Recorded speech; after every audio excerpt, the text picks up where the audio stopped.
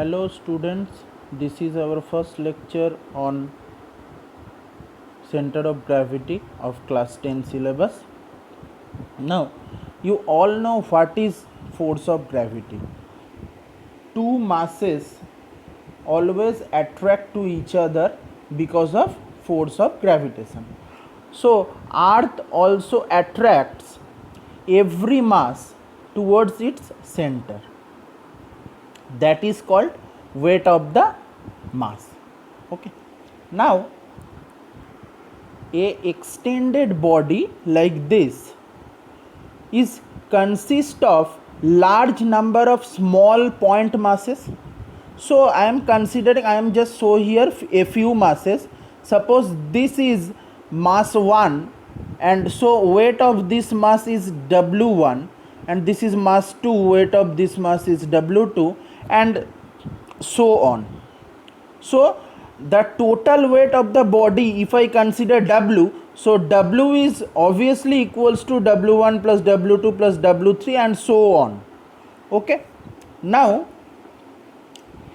if all the weights acted downward, because we all know earth attract all the masses to its center, so all the weight acted downwards and they are acted parallelly, then all weights act like a force. And is it possible to find a point inside or outside of the body with respect to that point all the sum of the moments of those weight is 0? Yes, it is possible. Okay, because you observe, if this is a point G and those weights, I mean the left hand side weights W1, W2 and W3, they are produces a anti-clockwise moment. Okay, and this W4, W5 and W6, they are produces a clockwise moment.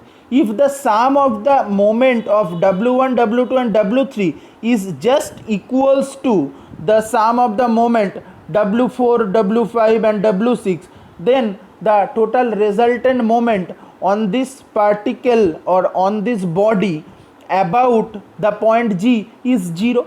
So I am considering here just 6 masses, but the body have large number of masses, and all the weights of that small masses may produce this situation.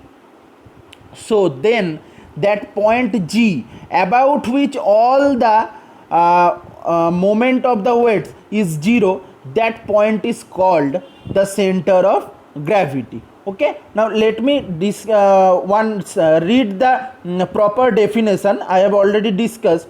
Now the center of gravity of a body is the point about which the algebraic sum of the moments of weight of all the particles consisting the body is 0, and the entire weight of the body can be considered to act at this point however the body is placed. Okay, so this total body is equivalent to, if we put a point mass at point G, of the total weight of the body, of the total weight of the body. So this is the total weight of the body W, and this is the point G. So the this body has a equivalent consideration here when the total weight of the body act in the point G, and G at point G we have to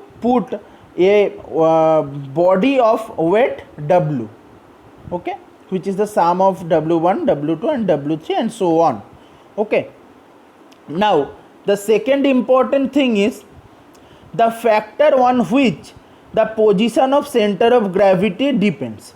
Okay, it only depends on the shape of the body. That is, shape means the distribution of mass of the body. Now consider a metallic wire like this. So a uniform metallic wire, a straight wire, has center of gravity just at the middle point of this metallic wire. Now if we convert it into a ring like this, we bend it into a form of ring, then the center of gravity lies into its center.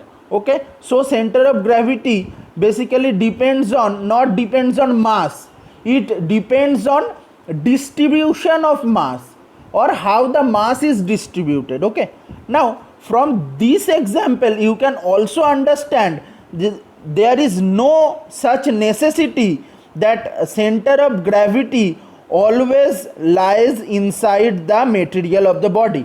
That is my next note point, that it is not necessary that the center of gravity always be within the material of the body. That is, the example is ring. We have already discussed that. Okay, now you see in the picture, there is some object, and their center of position of the center of gravity. Number one is a rod. The midpoint of the rod, the position of center of gravity is midpoint of the rod. In case of circular ring, geometric center. Solid or hollow sphere, geometric center. Solid or hollow cylinder, midpoint of the axis of the cylinder. Solid cone at the height of h/4 from the base on its axis, and h is the height of the cone. In case of hollow cone, that height will be h/3 from the base on its axis. And in case of circular ring, center of the circular ring. In case of triangular lamina or any scalene triangle, the point of intersection of three medians, that means the point of centroid. Okay, in case of parallelogram, rectangular lamina or square lamina or rhombus, okay, the point of intersection of the diagonal is the center of gravity point. Okay, now another important point is here, for stability of the body or for stable equilibrium, its center of gravity must be lower as possible. That means it should be near to the base of the body. Okay, one example you can think, the racing car have small height than normal car and large base that compared to the normal car. That is the because the center of gravity of these racing cars are very near to its base or very near to ground. That is why they are more stable than normal cars. Okay, now we can give an example to, suppose a large glass and a small height and a glass of small height, which one is more stable? The glass of small height is more stable. Okay, like this. This is our lecture. In the next lecture we are going to discuss uniform circular motion. Now there is your home assignment. You have to do this and submit it when the school reopens. Thank you.